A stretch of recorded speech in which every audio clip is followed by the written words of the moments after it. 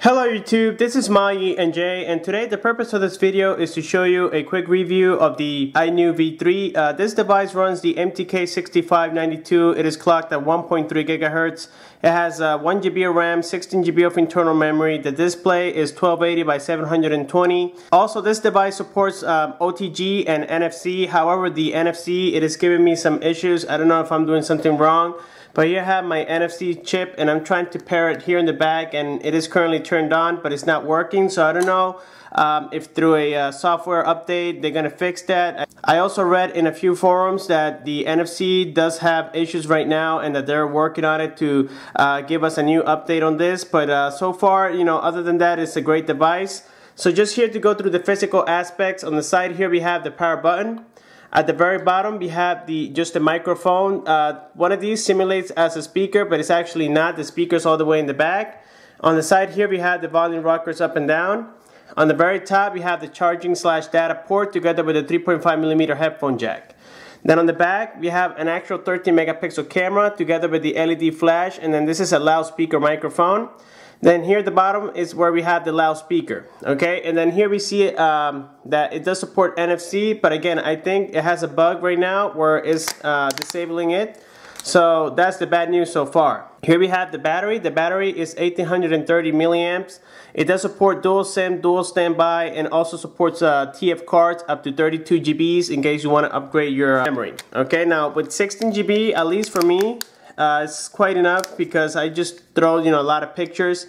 I'm not really a fan of, you know, shooting a lot of videos with the phones after I got my camcorder. And then also here at the bottom we have something new where the home button, it looks a little bit different, but it actually makes it look very stylish. Here we have the menu button. This is a home button, and then here we have the back button. Okay, now the thinness of the phone is 6.3 millimeters, but it's only on the edge. As you can see, it's kind of pointy, and I actually have here my little ruler, and I'm gonna go ahead and turn it on, and it's already set to millimeters. Let's put it on 0. Here I'm gonna try to measure it the best way possible, but you can see already that it's giving me 6.4, but that's only on the edge. Then by the middle is going to be a little bit more thicker. As you can see, it's about 8.2 millimeters. But overall, the device is actually very light, and that's another thing I'm going to do. Here I have my little scale, and I'm assuming, I actually haven't weighed it yet, but I think it's going to be like about 120 grams, just about. And it's 126. The device is quite light. And then also what I like is that even though the resolution is 720p, on viewing angles it does have great colors. And then I'm also going to show you here the Wi-Fi reception. As you can see, it is very strong. It gets 3 bars out of 4, and sometimes my Wi-Fi, since it's all the way in the back, I get, you know, 2 or 3. Even on premium smartphones like the original Note 3, that's the same thing. The battery, even though it has 1850 milliamps, it still is a little bit stronger than the dodgy DG 2014. This device is also running Android 4.2.2, and I'm going to show you that here on settings. Let's see, we're going to go to About Phone, and here we can see that it does have the Android 4.2.2 Jelly Bean. And also, Antutu Test gave me a score of about 17,000. I think it was 17,007. Actually, here it is, 17,017. Okay, so as you can see, it did perform quite well. Then here we have the brand. It says V3, model V3, but this is actually made by iNew. Now, I think iNew, Dodgy, and Oppo, Sopo, I think they all belong to this big factory. It is called Alcatel. So here we see the resolution is at 1280 by 720. The camera's at 13 megapixel. Now, next thing we're gonna do here is we're gonna do a speed test on the network itself, which is straight talk, because this device is a WCDMA 2100 and 850. So it does support 3G only with AT&T here in the USA so far. I tried T-Mobile and I only get Edge, unfortunately. But here, as we can see, I don't have speed test again, so we gotta go here to the Play Store, and let's go ahead and search for speedtest.net. Also, the great thing about this device is that it comes already pre-installed with the Google Play, so you don't have to do anything just from out the box. So that's definitely great. You don't need the root to do any modifications whatsoever. And then it has successfully installed, and here you can see that I'm disconnected from the Wi-Fi. It says H+ which is considered, you know, on a lot of forums, it is considered 4G, but I still call it 3G anyways. And let's go ahead and begin the test. I'm also going to do a GPS test, and I'm going to do a Bluetooth test very soon. And then here we can see that it's doing about 7 megabits of download speed, which is about average. And now the upload speed, as usual, is going to be about 1 megabit per second. Now, sometimes in different locations, I do get up to 12 megabits of download speed, so that's great. Usually inside the house, you know, do that. Of course, I'm inside the house, and sometimes the reception is not all the way to the fullest. I do get about 5 or 6, but it's still a great download speed, considering that I only pay $45 for a Straight Talk. Next thing I'm going to show you now is the GPS test.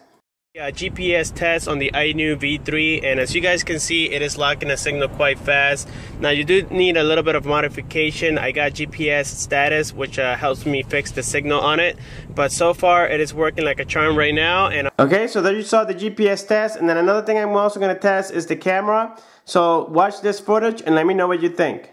This is the camera test on the iNew V3. And this is the back 13 megapixel camera, and as you can see, the quality of it looks very nice.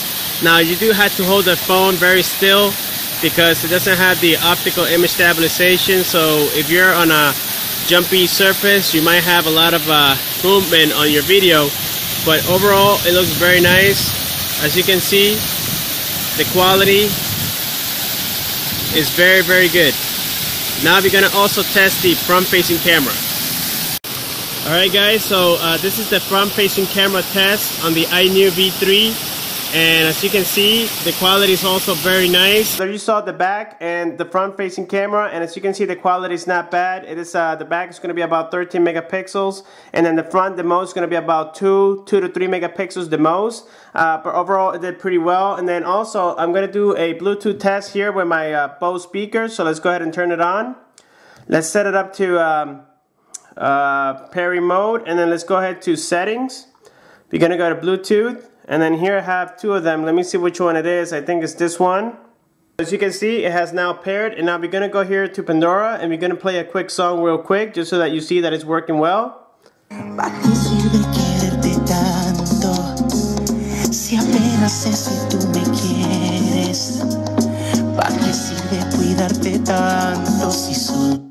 Alright guys, so there you get the idea. It is working very well. And also the gaming, since this device is a 1.3 gigahertz quad-core CPU, which is the MTK6582, it does play gaming very well. And I'm also going to show you here a quick gaming. Now a lot of people say that Flappy Bird is a game that, you know, I know it's a very simple game, but trust me guys, I tried this game on I think it was on a phone with MTK6582, and it didn't do that well. It freezes up a lot. So here I'm going to show you how smooth it is, and as you can see so far, you know, it's working perfectly well without any lags, and it also supports, you know, strong games. Here we have the browser. The browser works perfectly well. Let me go ahead and open youtube.com here so that you see that it's very fast and it's actually very smooth to use. And as you can see, it loaded up quite quickly, and even if you are on 3G, it still does work very well. As you can see, I have disconnected my Wi-Fi.